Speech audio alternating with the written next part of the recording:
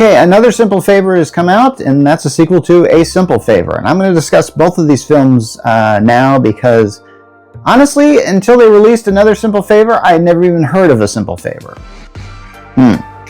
Now, these are the things about Anna Kendrick, and I've talked about Anna Kendrick before when I talked about The Woman of the Hour, or Woman of the Hour. That was her directorial debut, and how good of a film I thought that was. And it's really interesting to see Anna Kendrick's career. I mean, she was like in the Twilight franchise and the Pitch Perfect franchise. But here's the thing, she is constantly in these films where she plays these roles, and these films don't get a lot of, they don't really get a lot of mainstream appeal. Like, they don't become huge hits. Don't get me wrong, Up in the Air, which I think she was nominated for an Oscar for, was a huge hit, and that was a really good role for her, and I think was maybe a breakout role. I really don't know.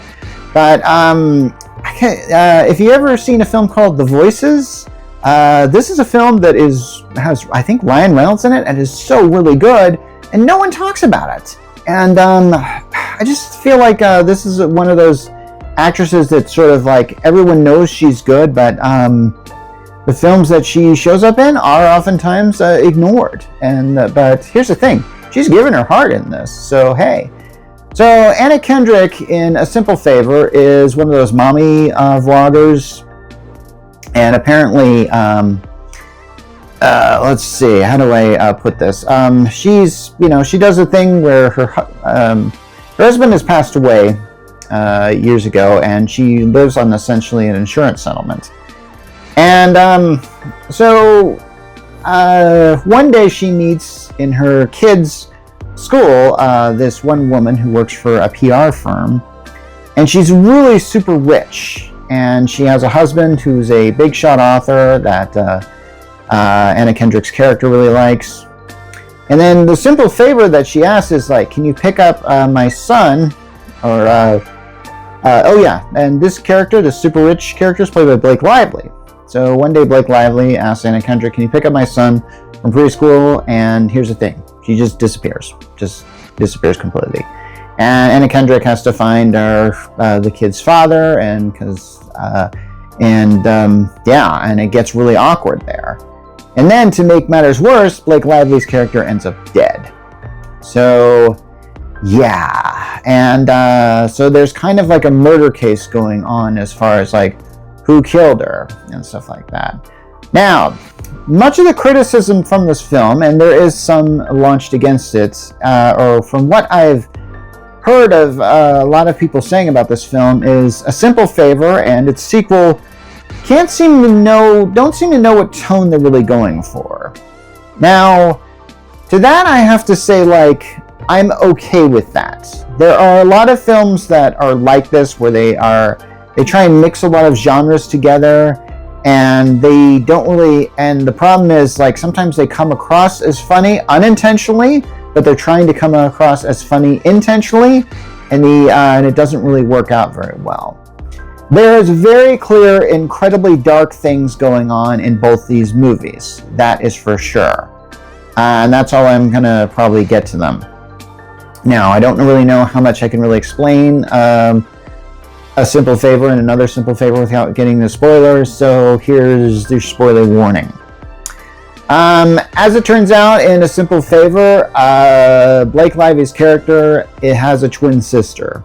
And so when Blake Lively's body is found, it's actually her twin sister. Now, I've seen this plot in other films before, and it's never really done very well. I always kind of felt like, oh, I guess now there's like a body. Hollywood likes to do movies where things get switched or something like that, and in this case, you're switching bodies, and honestly, the police should probably figure that out, because the show Poker Face tried this plot the other day where they realized like the body didn't match because the fingerprints didn't match, because twins are not clones of each other. They still have different fingerprints. So I kind of feel like that could have been maybe, but I think they saw the body, didn't even bother running a fingerprint analysis because it was obviously her, right? Well, no, they're twins. But here's the thing, here's the thing. Anna Kendrick, with her not her what do you call it? Inexperienced detective work figures out that they were twins. And yeah, so now I'm not going to get into very specific spoilers, but I have to say that a Simple Favor kind of drew me in. And by the time I got to the end of the film, it's twists and then twists again and then twists another time, and it almost feels like something that, say, Rian Johnson in the film Knives Out would try and do.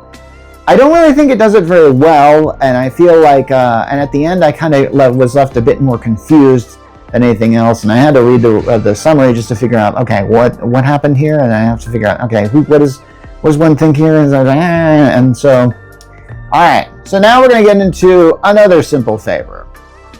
Well, I think I've already mentioned that there's spoilers on this, so hey. In A Simple Favor, Blake Lively's character is caught for the murder that she attempts to do, because she did in fact kill her sister.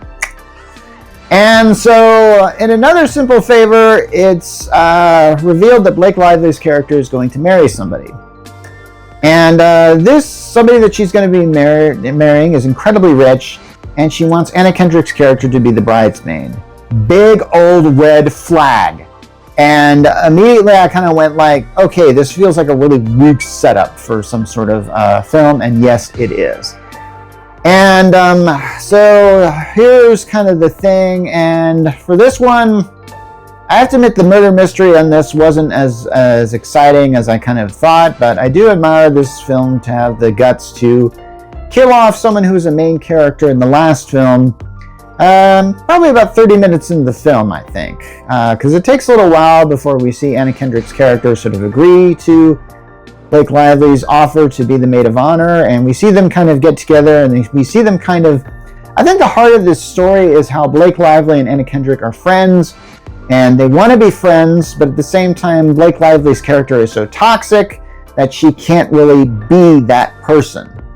And so yeah, and this is one of those films where yeah, people die and stuff like that, and there are definite consequences for it. Kind of. I say kind of because there's just a lot of stuff going on in both of these films. Now, as far as and here's some of the things I definitely am going to reveal, because I think we found out later that Blake Lively's character was marrying this guy because this guy was actually homosexual, and he just needed I don't know, something for that, so he can unite the crime families together, because this guy is rich because he's a crime lord. That's kind of how that works, I guess. And so yeah, that's kind of the issue. Now, here's something that carried over from the last film that I knew was going to carry over the moment that I saw A Simple Favor. In A Simple Favor, it's revealed that not only does Blake Lively's character have a twin, but they have a triplet. And apparently that triplet died. That's what we're told in A Simple Favor. And the moment I heard that, I went like, we're going to see that character again, aren't we? And it's like, yep, you do. Apparently the Blake Lively's character is like hope, faith, and charity. And we see Charity show up here. And apparently Charity was the one who was doing these crimes with the help of her foster mother. And yeah, this is where it gets super confusing and stuff like that. And not only that, this is where I'm going to really get into spoilers, but at the end, when Blake Lively has to be taken back to prison because, well, I remember Blake Lively somehow was out of prison for some reason. I guess on good behavior? I don't know. Apparently, the cops actually haul Charity away to prison and not Hope, which is Blake Lively's character. And then here's the thing. They set up another sequel. They're setting up another sequel. I don't know how many of these movies they're going to do. Why are there going to be so many of these movies? I don't know why. I don't want to see any more of these movies. I don't think these movies are that good. I think they could be very good if you just simply told the story that you needed to tell, and I thought A Simple Favor did that. I thought that was actually somewhat good. To sequelize it and make it into this franchise, I really think Anna Kendrick needs to focus on her directing career right now. Could we do that, please? Anyway, that's my opinion on this, something that's now a franchise. So yeah, I recommend watch the first one. You could probably skip the second one.